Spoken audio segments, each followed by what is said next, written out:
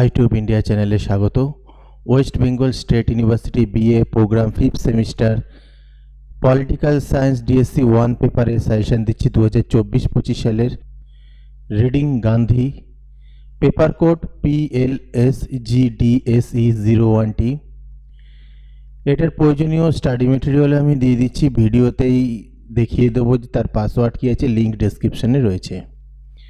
মান 5-এর জন্য প্রথম প্রশ্ন পড়বে, খুবই গুরুত্বপূর্ণ, এখান থেকে 100%ই তোমার কমন পাবে। মান 5-এর জন্য পড়বে রাষ্ট্র ও হিংসার সম্পর্ক বিষয়ে গান্ধীর ধারণা নিয়ে মন্তব্য করো।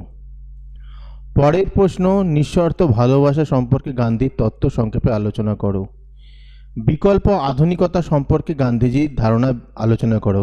এই যে প্রশ্নটা, এটা গতবার ছোট প্রশ্নে, বড় প্রশ্নে এসেছে, এবারে ছোট প্রশ্নে আসার কিন্তু চান্স রয়েছে। সর্বোদয় কি? নারীর ক্ষমতায়ন বিষয়ে গান্ধীর ভাবনা ব্যাখ্যা করো। স্বরাজ সম্পর্কে গান্ধীজির ধারণা আলোচনা করো। গান্ধীজি কেন 1918 সালে আহমেদাবাদ সত্যাগ্রহ শুরু করেছিলেন? সত্যাগ্রহের মূল নীতি সম্পর্কে টিকা লেখো। পরিবারে নারীর ভূমিকা সম্পর্কে গান্ধীবাদী ধারণা সংক্ষেপে আলোচনা করো। প্রকৃতি সংরক্ষণে গান্ধীর ধারণা ব্যাখ্যা দাও। মান 10-এর জন্য মডেল 1 থেকে পড়বে, আপনি কি মনে করেন গান্ধী একজন আধুনিক রাজনৈতিক চিন্তাবিদ ছিলেন? আপনার উত্তরের পক্ষে যুক্তি দিন।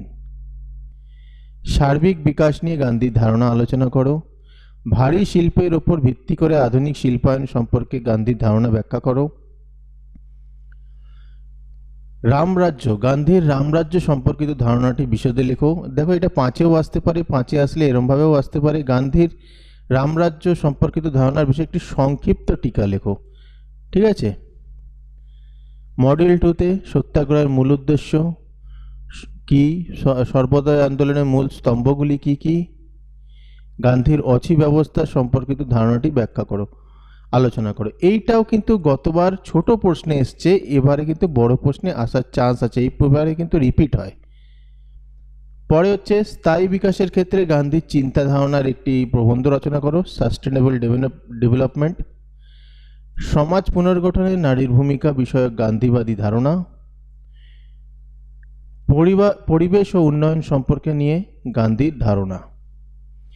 এই প্রশ্নটাও কিন্তু রিপিট হতে পারে, খুবই গুরুত্বপূর্ণ। তো যেইগুলো দেখো, এইবারেই কিন্তু সিবিসিএস এক্সামিনেশন, এই সিবিসিএস সিস্টেমে পরীক্ষা লাস্ট 5th সেমিস্টার এটা, এরপরে কিন্তু এনইপি শুরু হবে। এবার ব্যাপার হলো যে সিবিসিএস এর কিন্তু ম্যাক্সিমাম চ্যানেল দেখা যাবে যে সিবিসিএস বা কোচিং সেন্টার এগুলো টোটালি বন্ধ হয়ে যাবে, সিবিসিএস এর সাজেশন দেওয়া খুব একটা আলোচনা হবে না। তাই এবারে কিন্তু পাস করতেই হবে তোমাদের। একই সহজ পেপার রয়েছে রিডিং গান্ধী, এগুলো পড়া কোনো ব্যাপার না, খুবই সহজ পেপার। এই কোশ্চেনগুলো অন্তত তোমরা ছেড়ো না, কারণ 5th সেমিস্টার, আমি বারবার বলছি, সিবিসিএস এর এইটাই শেষ 5th সেমিস্টার। এরপরে যারা হবে সেটা সাপ্লি এক্সামিনেশন হবে। সেক্ষেত্রে কিন্তু খুব একটা সাহায্য তোমরা ইউটিউব চ্যানেল হোক, কোচিং সেন্টার হোক, এটা কিন্তু পাবে না, আর কলেজ থেকে তো নাই। তাই ভালো করে পড়ো, এগুলো পড়ো। স্টাডি মেটেরিয়াল তো দিয়ে দিয়েছি, পাসওয়ার্ডও ভিডিওর মাঝে বলে দেওয়া হয়েছে, দেখিয়ে দেওয়া হয়েছে। আশা করছি এখান থেকে তোমরা সকল, আশা না 100% কমন আসবেই আসবে। শর্ট কোশ্চেনও সাজেশন উত্তর দিয়ে দেবো, সেইগুলো 100%ই আসবে। ভিডিওটা ভালো লাগলে লাইক, কমেন্ট, শেয়ার করে দিও। চ্যানেল সাবস্ক্রাইব করে রেখো পরবর্তী আপডেটের জন্য।